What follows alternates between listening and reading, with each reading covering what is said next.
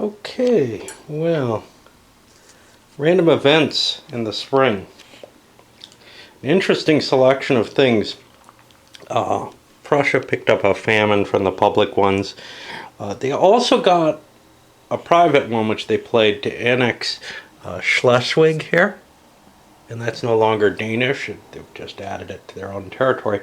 I may have to look to see if they have any core that go with that. That's a permanent annexation. It's just been added to their country. More of their little territories in the Holy Roman Empire. Russia also played a private with religious fanaticism. The goal to this is to turn an attack against Turkey. They get a lot of bonuses here. More chance of entering the war, and also some religious advantages. They actually succeeded in the die roll. It was kind of, some prestige advantages for winning battles against the Turks. Basically, what they're looking at is in the long term, I'm sure they want the Crimea, and they're going to march into there and try to take it. And we're going to probably see an Austro-Russian alliance form. Russia had to play this now because the danger of a remix. They might have wanted to hold it off until they handled diplomacy, but they didn't want to risk the chance of losing this opportunity if it was the case.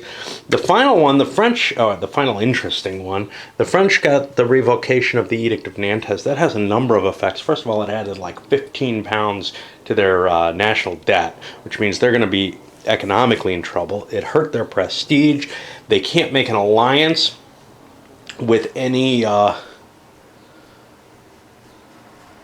See, this is an option in EU. The French player is given the option to revoke the Edict of Nantes with advantages in both directions. In this, it's just a penalty against you. It's a horrible thing. So not only did they lose some cash up hand and prestige, but they also can't make an alliance with any Protestant countries for the next 10 years. And they ended up losing their alliance with the Palatinate. In that time period as well. I think I'm switching, I don't know, to the grainier, less high definition videos, just because I can't afford, some of them will be high definition, some of them won't, but I can't afford the either the time involved in processing them, or on the other side, also the upload cost. I have a cap on my uploads, and I'm paying a huge amount of money for my service, but the only one available here has a cap on the uploads. Anyway, now we move into the commercial phase here. Now, I was thinking that we were probably near the end of this war, but it doesn't appear that that's going to be the case. It appears that the Turks are going to be... Well, the Turks wanted to continue on with it, and that kind of noise coming from them is convincing the Russians that, hey, maybe we can save Austria's bacon and get some kind of deal out of them, and that deal may involve some later plans for Poland, as well as get some territory for ourselves here. We need to pull ourselves out of the hell that we're in. I think it's a free casus belli, but I'm not sure. We'll see. All right, on to interesting event that I forgot. Austria has this emigration event which allows them, if they succeed, to grab a general, an unnamed general off the map. Now, they would love to grab this guy, but Turkey's immune to this. They can't play it, and they can't be affected by it. And there are no other unnamed generals on the map, so they can't just seize someone from someone else. What's not clear is whether or not you replace it with your own nationality. I kind of like the idea that you take someone out of their pool. So I was going to play it that way, and I was like, wow, that's really powerful. But no. Commercial phase went well for Holland. They were able to pay double, so they got 2 points, one for being the leader and one for being able to pay double. Nobody added to their fleets. They attempted to, but this is just really almost a mechanical process with the trading fleets as it comes down about it. But I think it's kind of a cool design. It's just a little bit too mechanically complex in the sense of lots and lots of die rolls. You know, EU's got its differing prices that require that. But you see these little things moving on each of those. Here it's just, hey, who got the money? And then you start calculating and shifting it back and forth. I don't know. It may just be that I'm more used to the EU one, but I think it also is kind of it's just more appealing to me to watch the prices shifting with the supply and demand in place. You can't have that here. You have the fixed colonies, and they're kind of just assumed to have a certain kind, and ports, and they're kind of just assumed to have a certain kind of production. All hell breaks out in the diplomacy and political phases. All right. First of all, Austria achieved an alliance with the Prussians, and they're making Prussia a kingdom. The payment for that doesn't come due until this war ends. That will be 5 prestige for Prussia and -1 for the Austrians. That would be painful for them right now to start paying that because they're already at the bottom of the chart, but that's okay. Because they're so low, because they offered a surrender and Turkey refused it, at which point got some minor shifting. Let's see. Prussia picked up Hesse.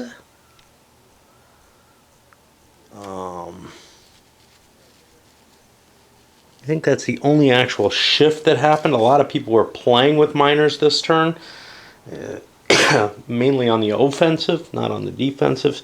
My mind switches, you know, it's focused. So if I was, so with me playing every country, my focus on the offensive somehow becomes more adamant. And we had a lot of turns where everybody was kind of going defensive and nothing was being done, or nothing was happening at all. But it's hard to overcome someone who has a bonus on a country. It's hard to beat them out even if they don't pay anything defensively. In EU, you always have to have cash available to swing your minors to your side. In this, you get all your bonuses, your national bonus, your minister bonus and everything in your defense anyway. So you end up kind of protecting your minors no matter what, and it's a hard job to pull them away from someone. It's an impossible job if someone's defending them adequately, i.e. they bid more than you or have precedence in prestige. And then the final thing is Russia's declaring war on Turkey. This is a free casus belli. They're not joining the Austrian alliance. They want this war on their own, and that allows them to raise up all their irregular forces again and throw themselves back into the battle. They'll also get some leaders here. And now we go to the final. And a painful economic phase. They're always painful in this game. You know, you don't have the record keeping, but it's whether or not to do it in order. I've started to just play one country at a time instead, but shit, I don't know if I'm getting it right, and I don't know if I've got all the minors, if I've done them. I know I placed some early, but I don't think I paid too much attention. Did any Moroccans disappear? And stuff like that. But it's kind of interesting. I feel like I'm underutilizing. Holland has like $20 left over after depreciation. England has 17. I've not really been using that money. That's a diplomatic aspect to the game.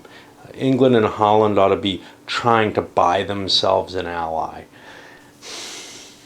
Can they, though, is the question. Prussia's the most likely to be able to be purchased in this situation out of all the countries because they don't have any real goals. Other people, well, Sweden also to some extent doesn't have any major goals at this point in the game. So those are your two powers that are kind of up for bid. If they can, you know, build up a better army, maybe they can get something that they want in exchange for one of these richer powers funding them. France, who historically funded countries, they certainly have a huge income, but they also have tremendous demands in terms of building up the army after this defeat. And they have a humongous army that they can build. So they don't have to rely on some minor. They can become a really, really potent force. But England and Holland can only build 2 units per turn. So they're not going to have a tremendous growth. I think I made structure rolls that I didn't count against the manpower. To tell you the truth, I think if it's a failed structure roll, it shouldn't count. The French may have cheated, though, and grown an extra unit because they actually succeeded in building a navy. I'm not going to go back and fix that, though. So now we go into the military phase, and the fall turns are kind of fun because they're just military. Although, you know, honestly, the military in this game, like in EU, is really not where you feel like the focus is. The focus is on the diplomacy, and there's just so much burden on this game added to that. You know, the kind of simple framework. You need some kind of burden to make a game more historical and acceptable than, say, I don't know, whatever the Wallace game is, Struggle of something or another. That really didn't impress me. But I don't know if you need it. There it is, whatever it is. Struggle of Empires or Nations, or I don't even remember what it's called. But, you know, when it comes down to it, this one maybe is just too taxing in terms of the mechanical nature. I would much rather be doing things on sheets of paper. Now, as these develop, I may start putting down, there's things I have to look up constantly that could belong in the country sheets that I'm creating. The country sheets that, you know, are taking the place of these guys. These guys have charts and all, but what they don't have on them is like how many units at least that I can find, how many units I can build each turn. That's a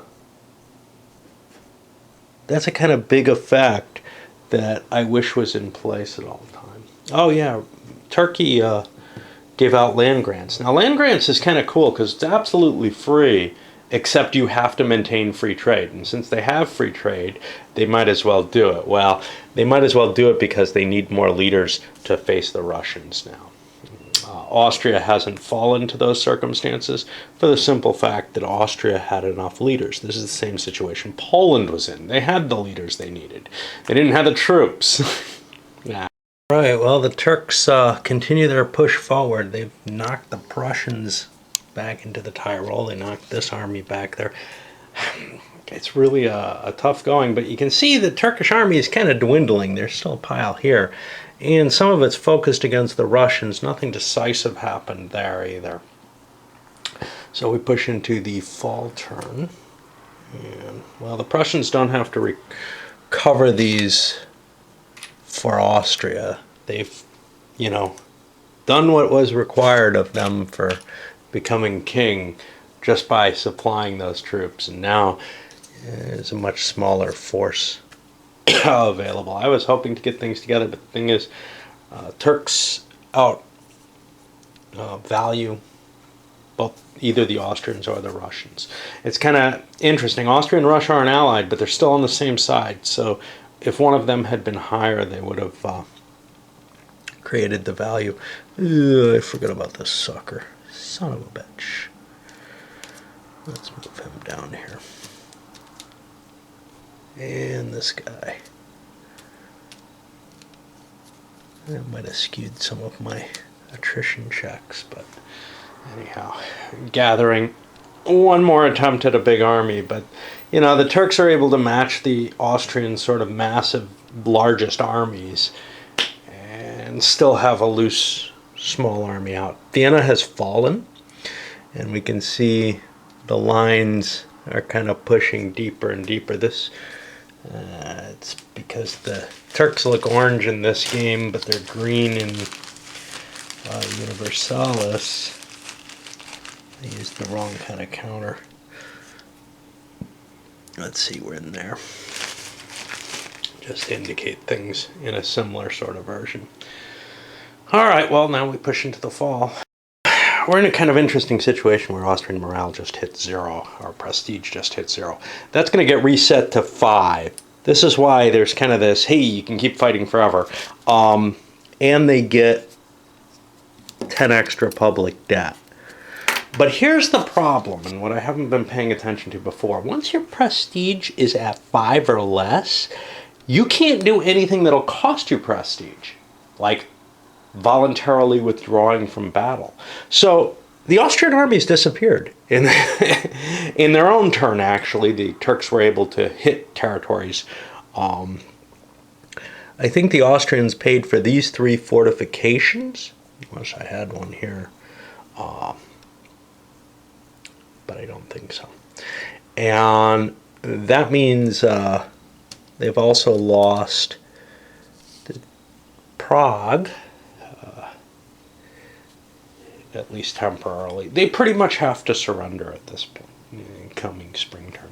Fall turns are very, very tiny. They're kind of not too different from a round in EU or a normal turn in Empires in Arms, except you're unlikely to have too many wars going on at the same time.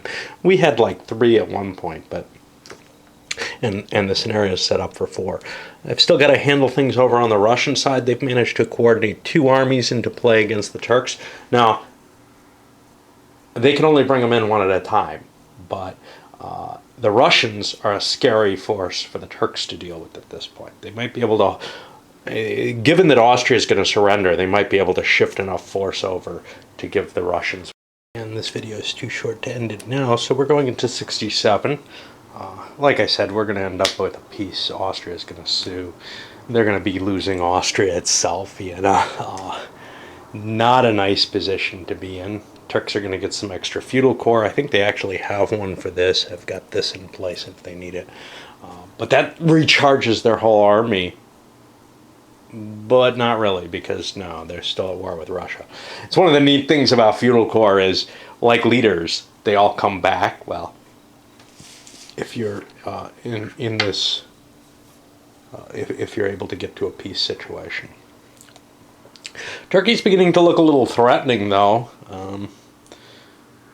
You might actually see an interest by maybe Poland to jump into this war on Russia's side, actually. On the other hand, well, so Poland has an interest because of Podolia.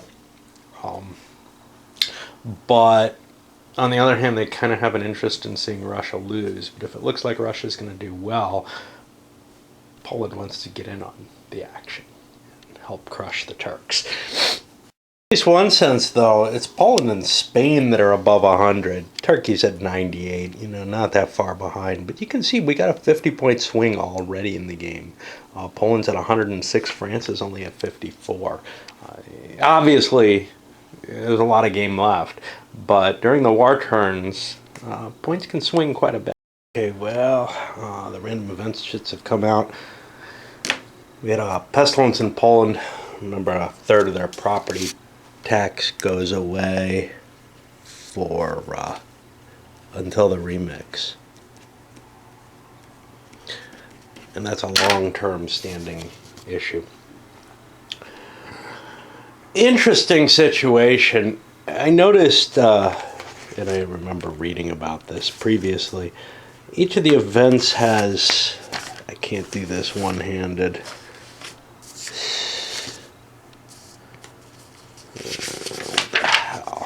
I don't know. Each of the events is listed as either, well, many of them, as either a war or peace event. The wording of the rules is you can't draw, if you draw them in the wrong era, you discard them with no effect. Now, given that they're public, the public information on private events is a blank counter, and my likelihood of getting an event off is pretty low anyway, I suspect actually the intention is you can't play those except in times of peace or war. But it makes sense. One peace event was that inheritance that Prussia got Schleswig with. It makes sense that you'd have that. in the period of war, somebody would make a claim when nobody's even paying attention. It actually makes more sense than that it would happen in a period of general peace. But it's just an inherence. It'll just happen. I don't know. There may be the intention that if you draw the wrong time period event, you just don't get to hold on to it. There's no easy way to enforce that, and it's not how I've been playing. We got an event that was a peace event, and it was public, though. It was a succession crisis. Now, why you can't have a succession crisis in the midst of a war period is beyond me, but this game abstracts a lot away that EU doesn't. So that ended up getting just discarded with no effect. I think it was drawn by France, and France is at peace. So I'm not quite sure, but at least it limits the likelihood of succession crises because of long periods of war. I guess I don't know. I'm not sure what it's all going to mean. The Russians pulled an interesting one, though. Politics of reunion. They can play this, and essentially it gives them a free casus belli against anyone they have claims against. Ones they could have manufactured, in fact. And the right to absorb those claims in the midst of a war. Now, I didn't read it very carefully. There's a tendency there. But I think it follows the normal rules for disputed territories being claimed, rather than just, hey, it's just mine now, which would make sense. This could be very powerful for Russia. I believe they have claims. I mean, certainly they could manufacture some, but I believe they have claims to... Yeah, I spent half my life flipping through things. Not just with this game, but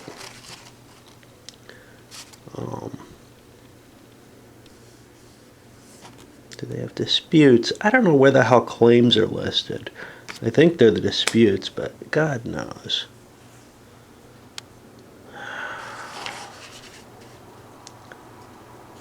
I don't know. No, it's these are the claims. So I don't think Russia actually has any claims. Oh, there they are. Finland, Karelia, Podolia, Lithuania.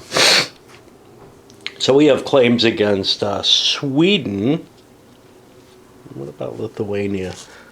Yeah, we have claims on Lithuania from Poland as well. Now, I don't remember if Lithuania is one that has to be transferred all at once. I don't know. But, anyway. We'll cross that bridge when we get to it. On to the economics garbage. Return of the French merchant ships to the game. We've got some areas where competition's really heating up. And so these are, maybe $4 locations for some of the people involved in them. Sweden, for example. But divided three ways, they're not producing much money on average. If you get lucky rolls, you're going to get it. But we're beginning to see the effects of the heavy competition is going to start depressing the amount of, not the total amount of money, but the amount of money in comparison to the structure. This is mainly Holland's fault. They're the ones who've been building up their trade structure. But it means, among other things, they're never going to have the money for that high competition, which is okay. That's kind of a cranky thing to do anyway. But you might see people starting to lose prestige off their merchant fleets because they can't fund them anymore. You might see these becoming a liability rather than an advantage, right? Oh no, it's only if you'll start seeing confidence crisis, because some people are going to make a buck generally. They're going to have a buck in their companies. So, but you might see the companies start to decrease in size, and that's a more reasonable effect for competition there. Yeah. Of the effect of that competition, France made absolutely nothing. They lost every single competition role across the board that they had. So their company's got a buck. They'll, be able to prevent a prestige loss this turn, but they have a confidence check. That immediately brings to question the idea of somebody building a trade company in this game. Maybe if you could get it off on the first turn, but the competition possibilities are just too high. If you start off with one ship, there's a very good chance that it fails to make any money wherever it's located, unless you have an exclusive policy that you put in place to protect it, and you have to have a market to do that. So if Turkey taxed this, built up $10 in taxes, and then built themselves a successful merchant, they would almost have to protect the take an exclusive attitude towards trade, assuming they produce $3 on cotton, so they would get 2 a turn off that, which would be quite potent. And that's kind of a weird thing. This is the era where free trade won, but the game does not seem to terribly give an advantage to free trade. The one advantage there is that if your company is winning, and is in location in your home ports, the ports where you might be exclusive and might be taxing them. And Holland is kind of facing this to some extent. You make more money because you're not getting the tax. But there's absolutely no reason not to have exclusive versus tax in terms of trade benefits. And free trade has very few benefits. You can kind of protect your company quite nicely with the free trade, and you don't get anything outside in the commercial realm. All you get is the military realm advantage to free trade, which is the leadership, the land grants, which doesn't make a lot of sense to me either. Why are land grants giving? Why are land grants coming from free trade? But whatever. In France, Sweden actually failed to get any, and they don't have any cash. They made a lot of taxes off all those Dutch traders there. The Dutch made 29 this time. Not quite enough to do a triple, but and now we go on for the payouts, and I do the rest of it kind of at once: buying, trading fleets, payouts, everything, because it's just a matter of looking up the money and looking at the structure. It was a turn of some interesting trade dislocations, and in a sense you kind of wish that the crisis of confidence had an effect on you. Here's why. Sweden lost 2 prestige this turn. One for not paying anything and one for paying less than... No. They have the smallest structure out of all the fleets that exist. Okay. So they only lost 1. But France lost 1 as well, which is more endemic here of a possibility. They lost 1 for only paying $1, which was less than Spain, who had a smaller structure. Spain actually chose not to try to build a merchant fleet. They want one over here. They can make $1 a turn off that, plus $1 for the Spanish treasuries. They also chose not to pay double their structure and get a prestige point, because they need to bank so that they can get that extra merchant fleet. Right now their fleets are pretty good. They're pretty happy with what they have. They just need 1 more. Actually 2 more. They have this one too open. If competition gets too stiff, they can always withdraw from, say, the wood that they're in up here.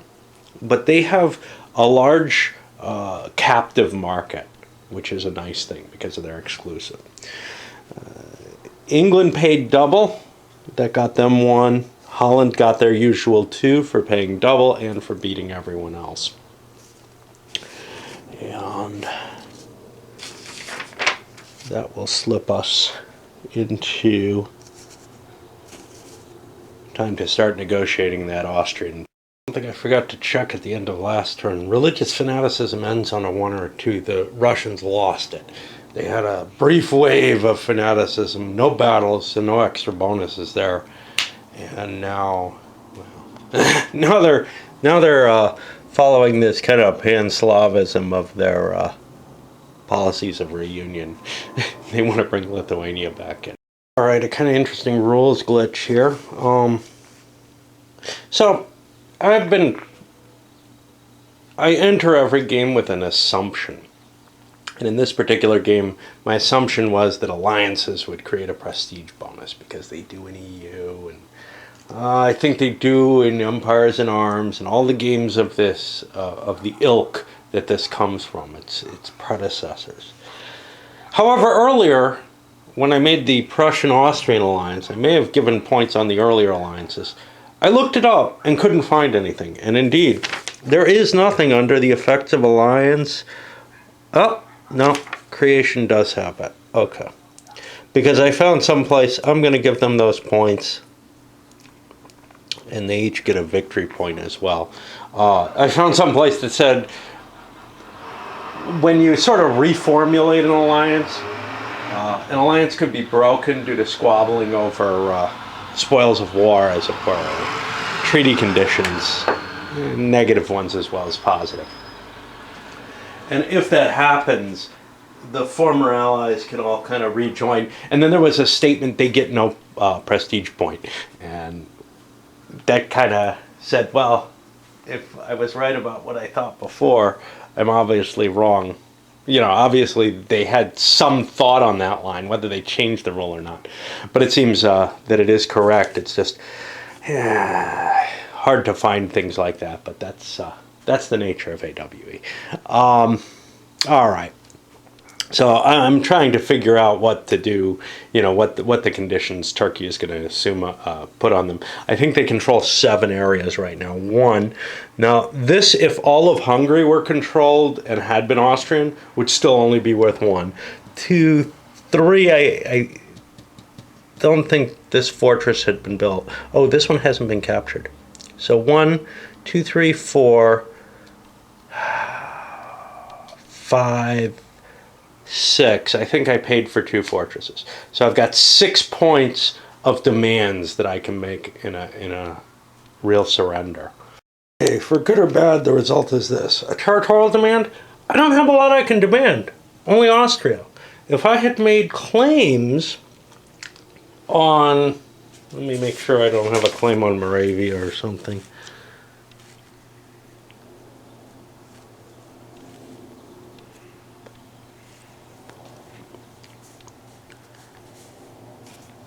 I have a claim on the Italian states. I don't think Tyrol is one of them. I have to look that up. But yeah, if I had claims on, because, oh no, not Tyrol, Istria. Istria is kind of interesting. You would think the Turks would have claims on Venetian territory. And that connects. I'm going to have to look that up because I could gain that as well. And that has an income high enough that would drive Austria down. I'm also making a military demand on them. They have to lose 1/4 of their regiments. Well, I don't think they have any. So I don't actually want to make that.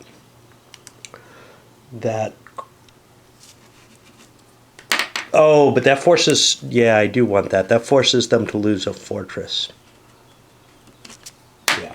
So that actually reduces their prestige down to 1. Now that prevents them from taking more debt on.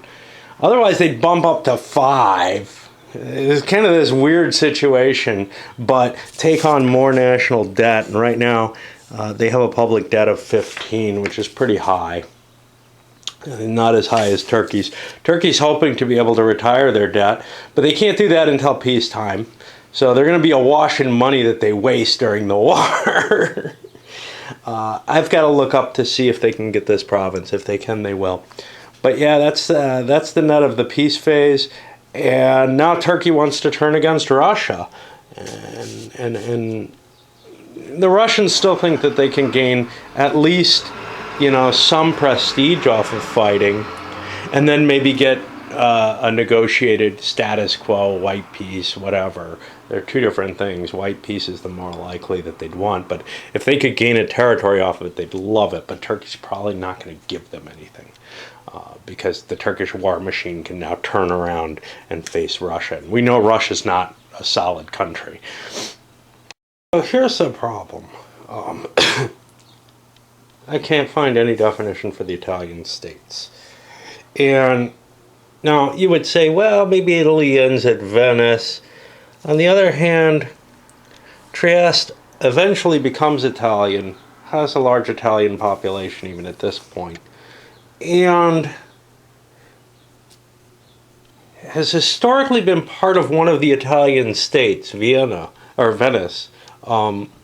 Venice has historically controlled this area, some of the islands down here, and that's been a bone of contention with the Turks.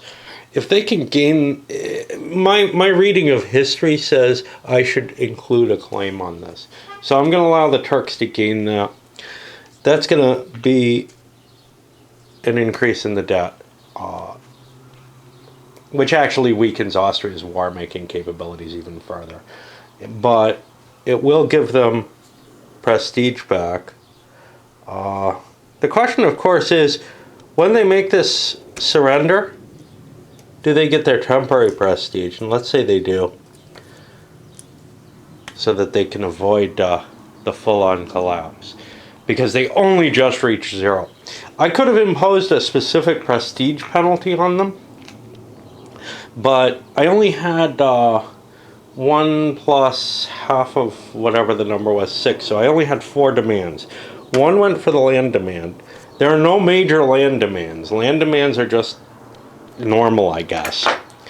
I took a major financial because I want that money, and a minor military reduction, so that's my 4 demands, and I'll try to recover what's going on here. I've got to give this money over to.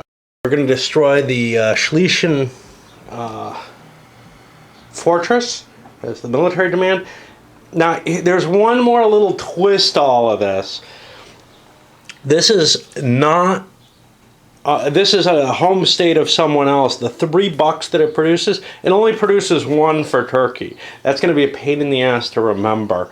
I'll try my best. I've recorded it as such, but that's going to be something that's really easy to forget, because you're used to provinces in most games just producing a fixed amount of income. Well, if that isn't Austrian, it's not going to produce that big income anymore.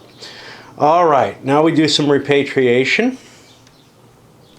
And the Turks actually have a way out through Austria, which is one of the reasons that I allowed them to that they were happy taking.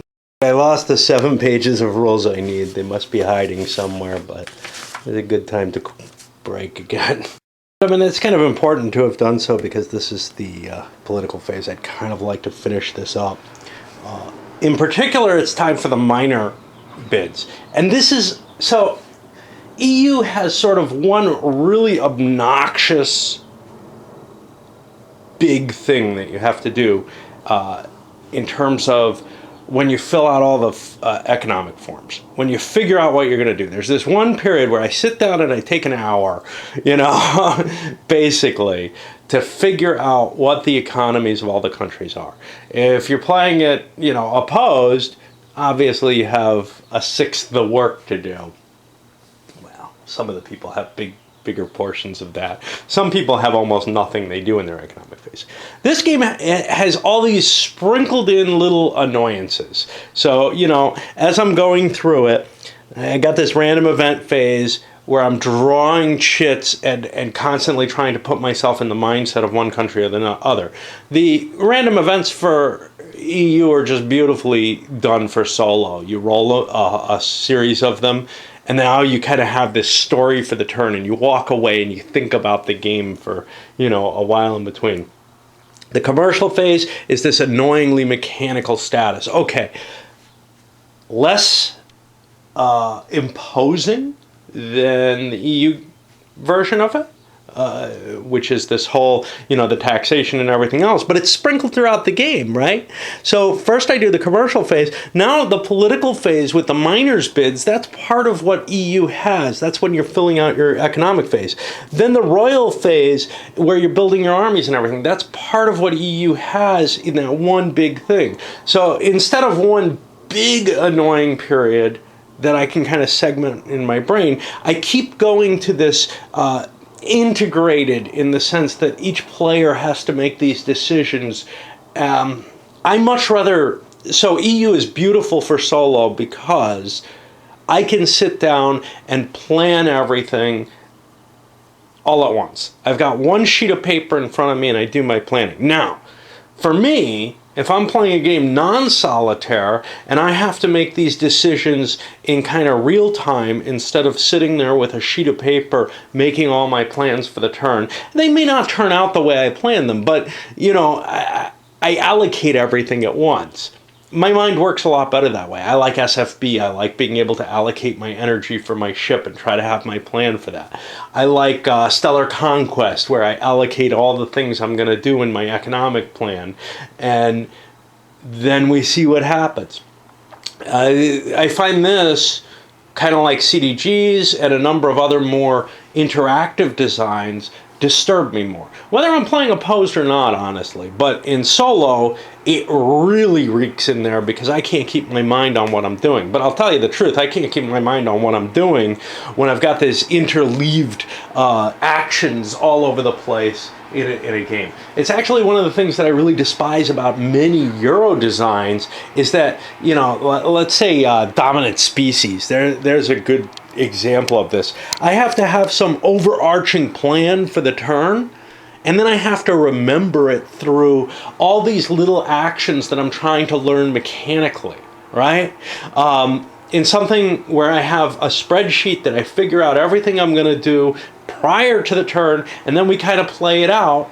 Okay, sure, I may make a big mistake early on, in my playings of the game.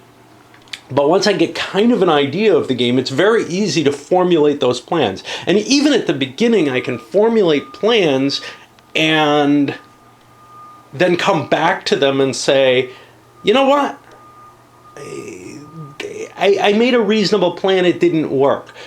Instead of having to constantly remember, whether I'm playing solo or opposed, my memory is not very good. I like to sit over and think about the picture of what's going on and this, that, and the other, and not really concentrate on, yes, I must do this now. I must do this now. I have to basically devote so much of my energy to remembering a plan in games that are interactive.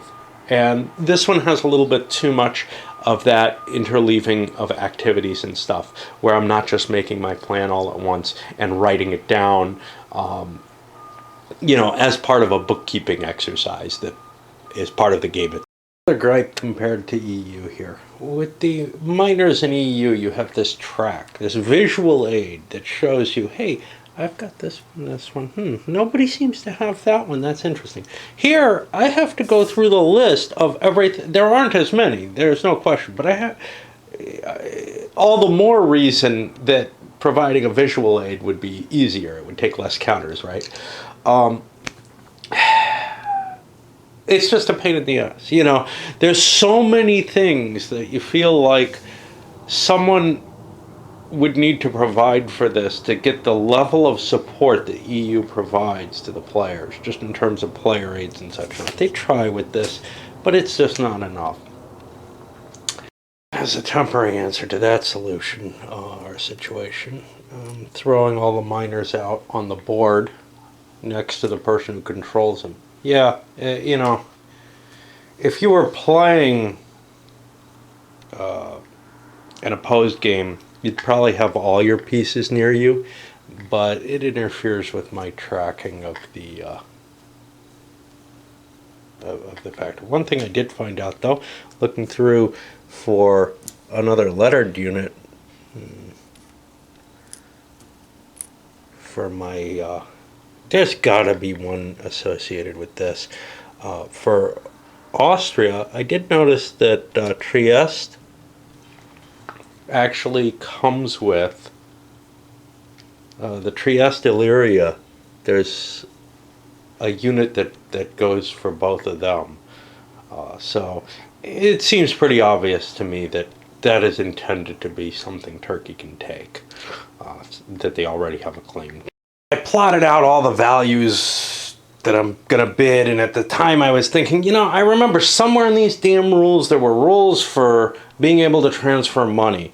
I know that there's one thing, which is that a rich power can support a poor power. I couldn't find either of those rules. I paged through the entire damn set. Now I got to do it again. The cost of playing this thing is just too high. Somebody needs to rewrite this and put it together in an organized fashion. If I had a rule book, I wouldn't mind quite as much, but I got better things to do in my life, like sit in bed and cry to myself or something. Well, I found it. Money can be freely granted. There's also this, there's the ability to cede provinces. I don't know, I must have just missed it. It's under the claims rules. Well, it's in its own area. My memory of being able to support a power involved a country taking on national debt. I may be wrong, but it makes a lot more sense in this case. Holland is considering just floating some money over to Russia because Turkey's doing quite well and they're going to be scoring for a while. Whether or not they can convince the English to throw some cash in on this is hard to tell. The English aren't really interested, but Holland, I think, is going to float about $5 over to the Russians with the thought of, hey, I got plenty of money, so I might as well try to prevent Turkey from just rolling over Russia here. Russia's probably in a financial difficulty. I think I'm going to actually send them $10, which is kind of funny because I don't know, that may be this $10. I seem to remember them having 20 in their hand not long ago, whereas the English have more. Yeah, 10 seems a little extreme. Although, what the hell am I going to do with it? I still get my taxes. Do I have any? I don't think I have any. I have a little bit of debt that I'm going to have to pay for. And I can't get rid of it because this is a war turn, even if I'm not at war.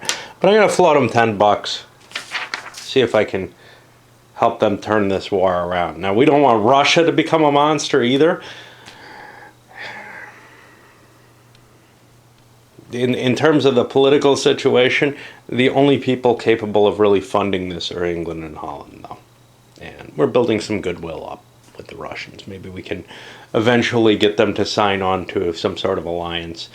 Although I don't know how much help they can be against the English. So this is really kind of money being tossed down the drain in a sense.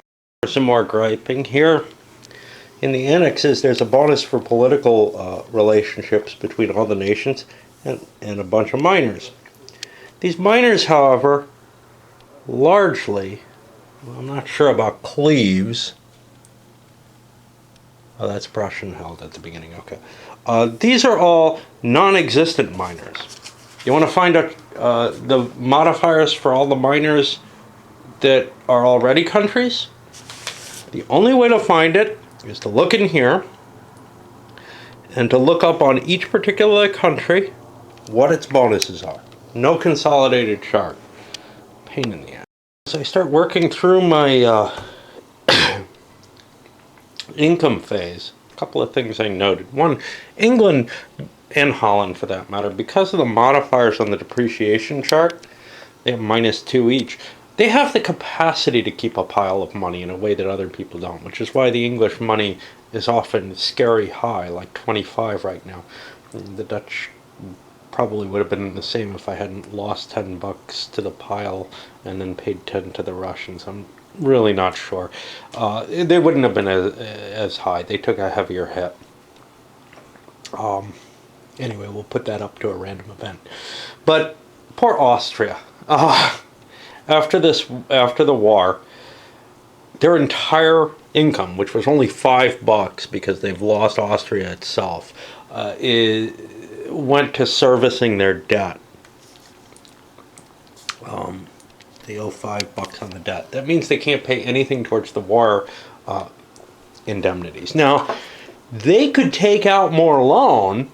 You can always spiral your country downward, but the best result is probably to end up bankrupting on that 3 years hence debt that I've got, which is, let's see, I've got it listed at $20. It should actually be 18.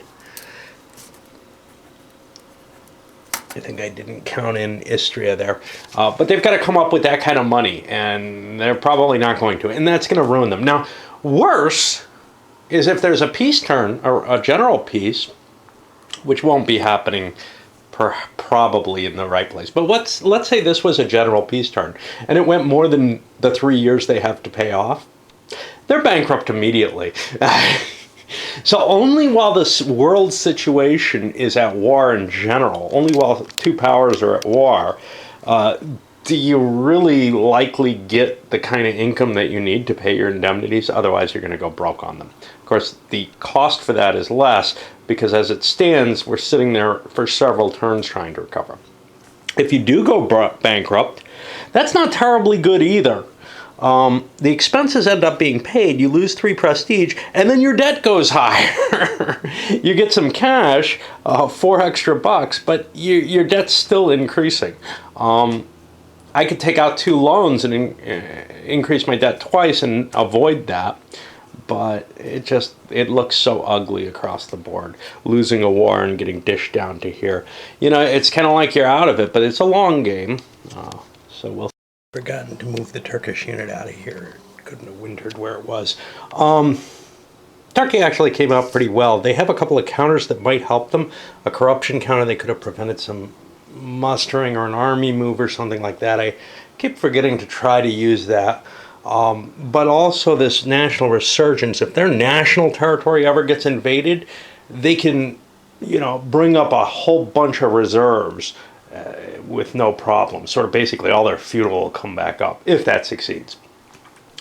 They had a decent amount of cash, though, on hand, so they were able to build a few extra units, a couple down here, and they'll start funneling them against the Ruskies at this point. You can see my rule book's a mess again, It's just one of several continuous aggravations about playing this. The Poles, they don't have much of an army. Most of it's in their feudal core. So they look kind of weak. Now, luckily, they've got other problems, which I forgot to take advantage of because I have this sheet along with all the other sheets to track. I haven't gotten any kind of reasonable pattern for this the way I do with EU. So I've got to do something to fix them because they spent more than they should have. They should have lost a third of their income because of the pestilence. It was easier to remember things back when I was paying attention and trying to play the game. Now at this point I'm just trying to avoid it, just like I'm trying to avoid looking for work. So all I'm doing is playing a video game and every now and then coming in here and doing a little bit of this as duty. Okay, the Russians managed to pin the Turks down to the mother of all battles down here around Kursk, even after taking 4 casualties due to attrition. This is the Russian army. It's humongous. 2, 4, 6, 8, 9, 10, 11, 12, 13, 14, 15. That doesn't really help. Anything over 10, it doesn't add to your firepower. It just adds to your resilience. But having them all together, see, if you have 2 big stacks, that could be cool because you could search with both of them and make 2 separate attacks. But this will give them a little bit more staying power. The Turks don't want to fight this, obviously. They actually threw their main leader off the map in order that they can respawn him somewhere else next turn. Okay, so we're looking at 6, which is pretty potent for the Turks too, but nowhere near the same value. Both armies are feudal essentially. There's one non-feudal unit here and a couple of non-feudal cav that the Russians have. The infantry, remember, hasn't been reformed. No leadership. That means the artillery is going to come into play. I think if there's a cav bonus, yeah, there's not going to be a cav bonus. Things that came down largely to die rolls. The two tables aren't all that different. The Russians with a +1 on it for the artillery. They ended up defeating the Turks though, causing 3 casualties to 1. The Turks pulled out. You know, once you're routed, you're screwed, and you can get out with a 1 in 6 chance of very minor losses. But if you stick around and try to push the battle, like say you have bigger forces, but you've taken the damage or whatever, or you just don't want to lose prestige, but you're going to lose it anyway if you're going to lose the battle. So it's generally you see 1 round of battle and somebody leaves, unless they're stay evenly matched throughout. So that's where we are. And now we move into the autumn. And the autumn's easy, remember? We'll just be doing another military phase. So the Turks have the initiative again, and they chose to combine up this and hit here with their main leader. But they also struck with another stack. Now, they could have made one huge stack. I haven't done the attrition yet. We'll see if this gets them away cheaper. The Russians have intercepted the smaller of the 2 stacks, but it's still fairly significant, not quite 10. My hope is to defeat the Russian army in some detail here somehow. I'm not sure how that's going to work, because if the Russians lose the first battle, they can just withdraw, and you know, nothing good has come of it. But I'm trying to do something other than one huge stack, which will take heavy attrition losses. I'm also have some cash, so I can reduce my attrition with payoffs. The Russians don't have to do that because they're in home territory. They all count that as their own territory, so they don't have to pay any special supplies there. First round of battle, and both sides are demoralized. I think. Let me think. 1 + 2 is 3. Yeah, and the Russians have a 1 morale. Any losses demoralizes them. Because they don't have a good leader. The Turks had a +2 to the combat. Russians only had a +1. Even though they have a cav advantage, they don't have a good enough leader to get them there. So now the question is, who stays, who doesn't? The Turks don't think that they... well, the Turks are going to fight. And the Russians feel like, well, even if the Turks lose, if they trim some of my strength, that's okay. I still have a big army here. So if the other Turkish army attacks me, so you got to think more carefully. The Russians attacked here. So they're the ones who, if both sides rout, they're the ones who, oh no. Only the Russians are demoralized. Ooh, that's a tough call, because if they take a loss, they rout. Remember, if both sides get demoralized on the same round, it's only the attacker that is. Now, the Turks only have 3 strength points, but they'll be fighting at +2, which means they're guaranteed to do a loss to the Russians, and thereby that's going to rout them. So the Russians have to leave. So on a 6, the Turks get a pursuit roll, and they don't. Some leader loss checks. And the Russians will be coming back on. And the Russians were defeated this time, but Koprulu died. That is a bad situation. He's, you know, not just a good general. There are 3 ranked generals in the game, but very few. He's not one of them, but he has a couple of ministry ratings, which God knows what all that does. The general reduces the chance of insurrections when you build new units. He can actually build an extra unit, which I haven't been bothering with because I can't remember that. And the foreign minister could be valuable, but Turkey doesn't have a lot of allies they can really call into things. So yeah, that was a success. They've captured a territory, and they're beginning to drive the Russian prestige low. It's down at the 8 level at this point. Now, well, we go through the end of game, end of turn issue. And we end things off. I don't think there were any further deaths. There was a chance of if there had been a Turkish minister, he would have died. Victory points are here. Poland's in the lead at 123. Spain not far behind.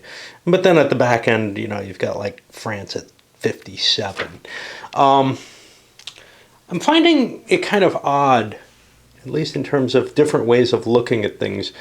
Your prestige stays where it is during a war, more likely. Now, that seems almost the opposite of EU's take, which is that the stresses of war, even a victorious war, will cost you more. I don't know how correct that is, but I do know that in at least one war in the era, the Spanish Succession War, the English and the French both were doing okay in the war at various times, yet had some desire to leave the war with grace and honor, kind of like the US in Vietnam. They couldn't quite get the conditions that they expected out of it. You know what I forgot? I forgot to move these Prussians. 1, 2... They're going to have to make a check there. And then 1, 2. And we'll figure out where they're supposed to be in a moment. But yeah, that's the end of this video. It went longer than I had hoped. The last couple have been going kind of quickly. And then I got more frustrated this turn. So, next turn's another war turn. 68. And if we were playing just this scenario, just the first scenario, I would be rolling for game end at this starting in like 66. And at that point, there could be a penalty for still being at war. It doesn't make a lot of sense to me to do that. I'm not sure how much sense it makes within the scenario, but the problem is if you don't have some sort of end condition like that where there's a penalty, you're going to have people who, oh, geez, I'm not going to win the game unless I start another war, trying to push a war. So that kind of creates an artificial impediment to, say, France going back to war with Spain right now, when they're really not ready for it. All right, let's send